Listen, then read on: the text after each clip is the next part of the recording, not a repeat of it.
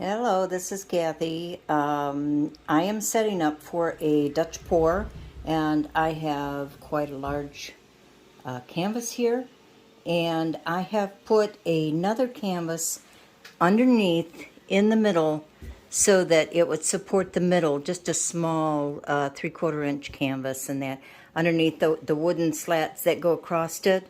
I just put it underneath there for the support, so when the paint is in the middle, it's not as heavy. So it'll give it a little bit of support. I have also taken my paint, since I mix my colors with mica, instead of buying each and every color, I do that. So I have taken a deep base C can of paint, and where is that? I actually... Oh, let me find it for you. And it was bare. I couldn't find the totally clear, so it is a little bit white, but it will mix a little bit. But I took the deep base C, which is what they actually mix paint with. So they start with the base, and that's the base for darker colors. I'm sorry about all the jumping around and moving and everything, but... So that's what I started with. I have filled each one of the cups with that for the paint colors. Now, this is white. My base for my canvas is white. And I filled 2 cups with that, one to cover the canvas and the other one to do my painting with. So one will just totally cover the canvas. And I have filled that half with white paint and half with Floetrol. So... and these are the base paint. I will put the mica into the color that I want, and then I will put Floetrol in these also. So that's how I actually mix my paint. And I do about half and half. And it just depends on how you want it. If I want it a little bit more fluid, I'm going to add a little bit of water to it from here on out. So the Floetrol is to give me my substance. I don't want it too watery. But I do want it fluid, so that's that.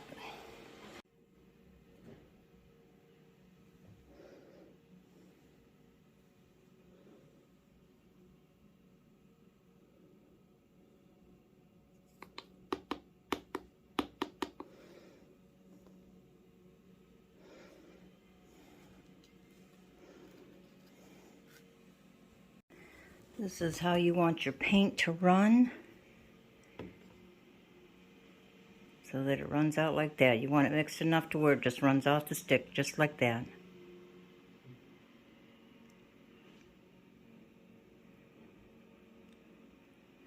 Okay, once you get it like that, it's good for the canvas.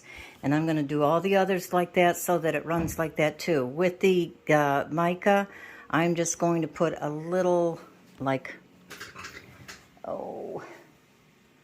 dibby-dab. I have little teeny spoons that I'm just going to take the mica, put in to the depth of the color that I want. Hi, this is Kathy. I'm just doing a Dutch pour today, and I have my paints mixed, and I'm actually just getting ready to do the pour, but I want to explain my paint to you. And I have my colors. I do probably half and half.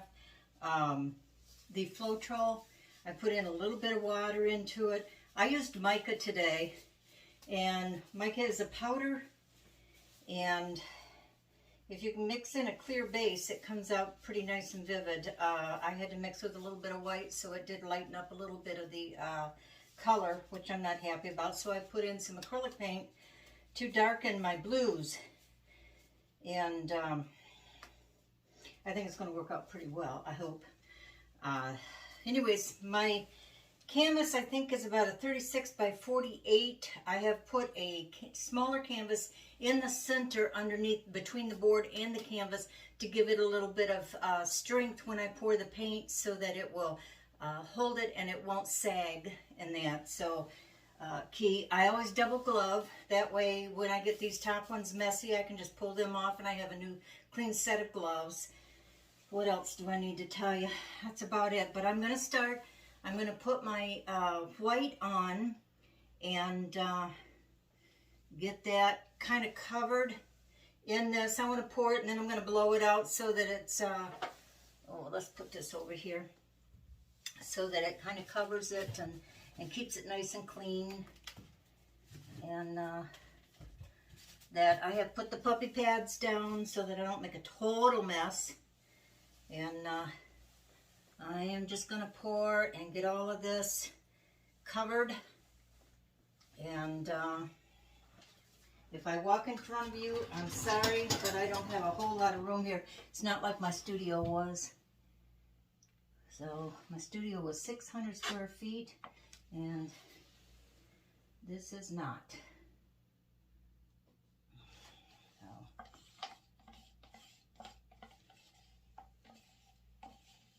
Okay, so I have my first layer of white on.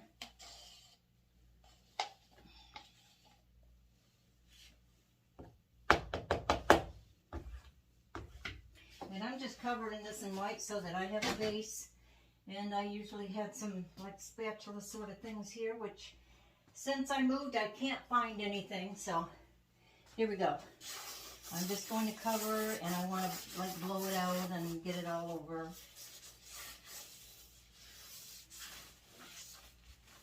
Oops. And this is, I can feel it, and it's a little bit thick. So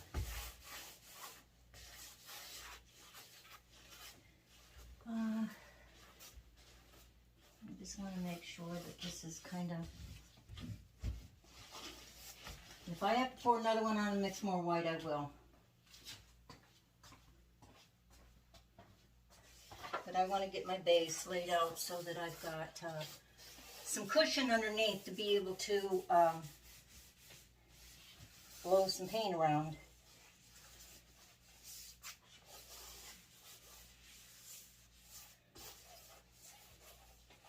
Like I said, this is a big canvas, so you're going to need the paint.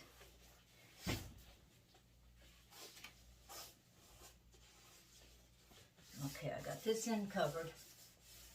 And I have my blow dryer so that I can kind of smooth it all out when I get done. But I'm going to get it all over the place. Sorry about my back.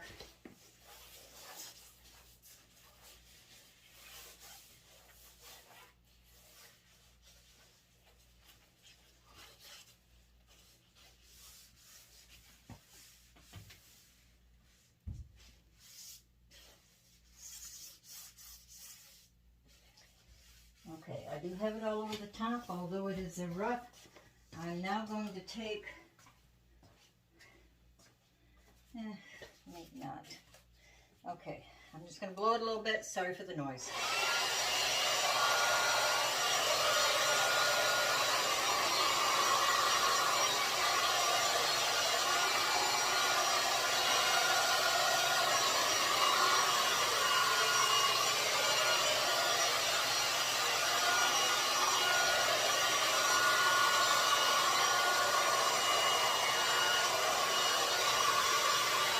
This is not fluid enough to go the way I want it.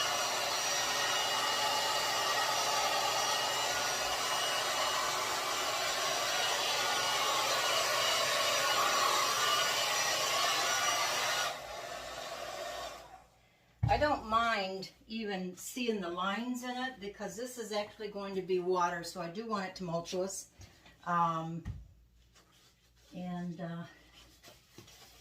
Kind of, even with the texture, it's fine.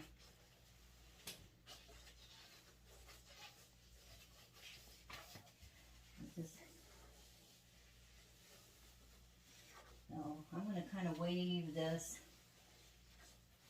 Oh, you know what? I want it from the other way. What am I doing? Okay, let's do this.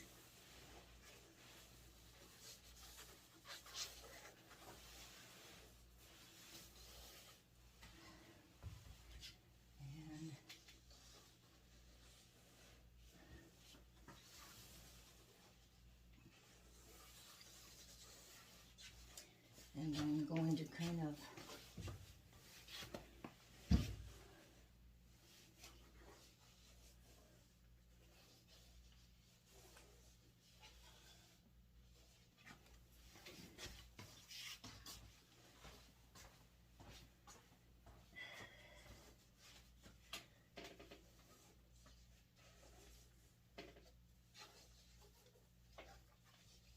so like I say, I don't even mind the lines kind of in it because we are going to make it kind of a tumultuous sort of look. I'm going to take my glove off. Now I got a clean glove. All right. Now, I wish I had a hair blower that blew harder. Okay, now I'm going to take my other white and I'm going to pour a puddle right down the middle that I want. And this gives me my puddle to put my colors in.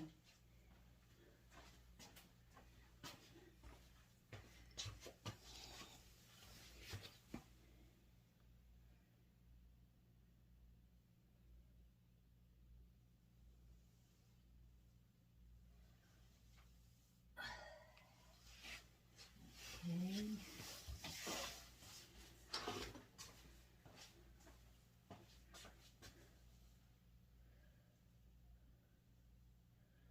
And more of this. All right, I want to save some of it. Now I'm going to take my colors and I am going to pour, I believe, the darkest first. Oh, you know what I want to do? I do want to put just a tad bit of silicone in it. Not much. Just in my blue, I think. I think that will be sufficient. I don't want much because it does have a tendency to... now I got to wash my canvas before I go and finish it with the resin. Okay. I'm going to put a stream down it.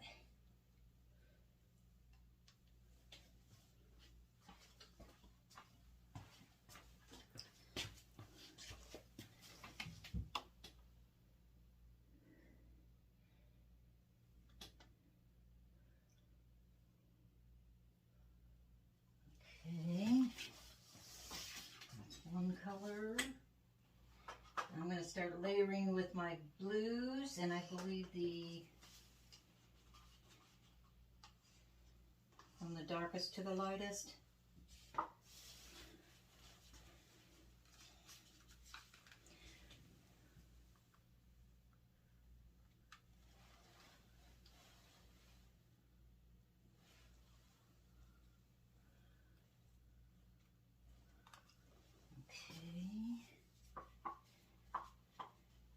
You know what's fun about these is you just never know how they're going to turn out, so it's really a surprise. You got about 75% control over pours in the fact that you know the technique you want to do, you know the colors you want to do.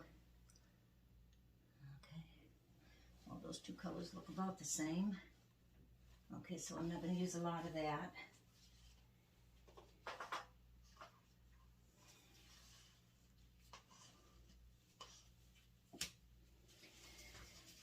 And I use paper cups so it's easy to bring them to a point.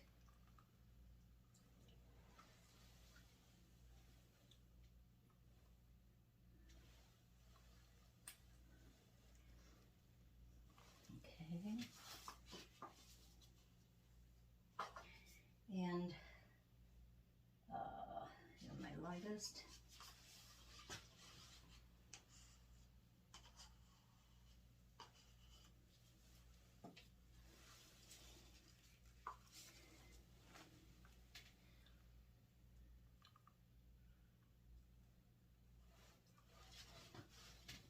Now the key to a Dutch pour, I'm pretty sure, is less color, the better. I mean, you want to just kind of pop the color on there because you're going to spread that color out.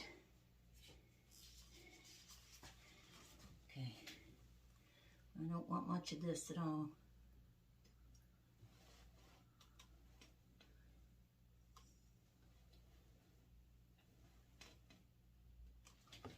That's it. And the copper, I just want a little ray of sunshine. Little tiny tree right here in the corner.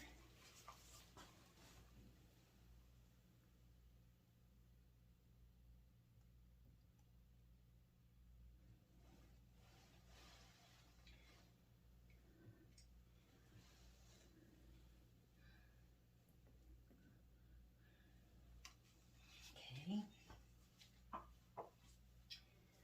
Okay, now I'm going to put more white along this side and along that side so that I can blow it over on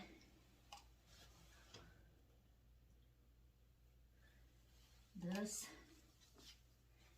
and try to get it covered a little bit with the white.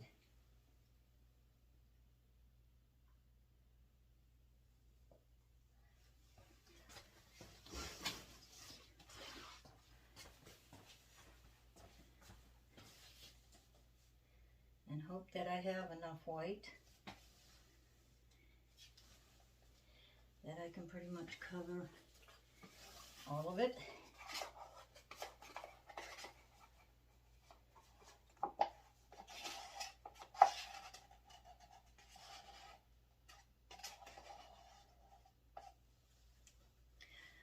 Okay, now, like I say, I'm going to take the blower and I'm going to try to blow it and kind of cover the color as best I can.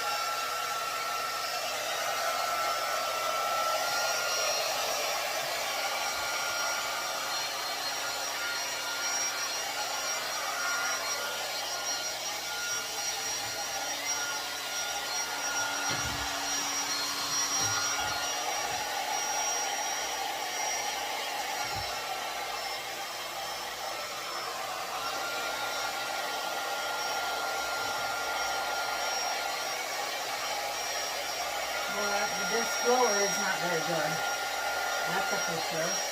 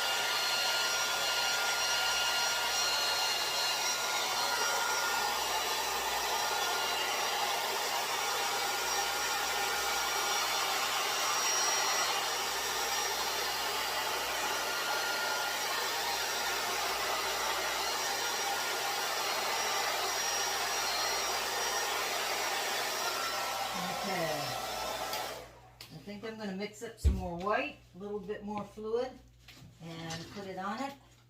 So, because I don't want to blow it out until I got a lot of white over it. So, we'll turn this off. Maybe.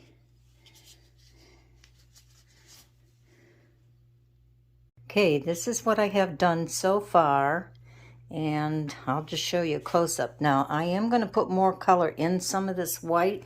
And where these lines are, I'm going to like dry brush that so that all blends in and everything. And I want to give pops of colors in other places, but right now, this is about 20 minutes just waiting and seeing what it does. And this is what it did. Makes a big difference.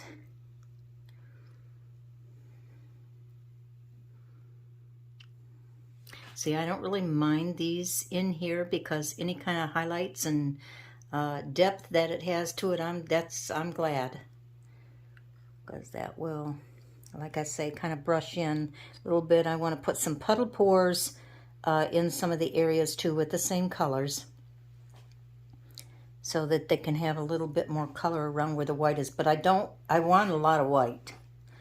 I don't want a lot of color on it.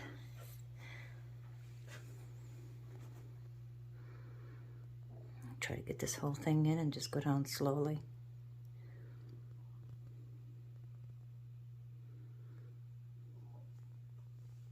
Now see this edge right around in here? I'm going to kind of blend that when I get it with another, like a little puddle pour. Now this was what I call a strip pour, which is strips of paint that you put in and you cover it with your white. And then you uncover it with the blower. You cover it with the blower, the white paint, and then you blow it out totally. And you put the paint on the sides and try to have paint underneath it so that it floats out a little bit. But like I say, your cells look nice. I think this is going to look nice when it's finished.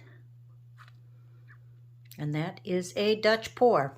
Like I say, the less paint you have, because you're spreading that paint right out. You're blowing it out over everything. So you really do want to have a area that you can blow it out over. You don't want to put paint all in it, so that you can have the room to actually spread the paint. So that's a Dutch pour. Thank you for watching.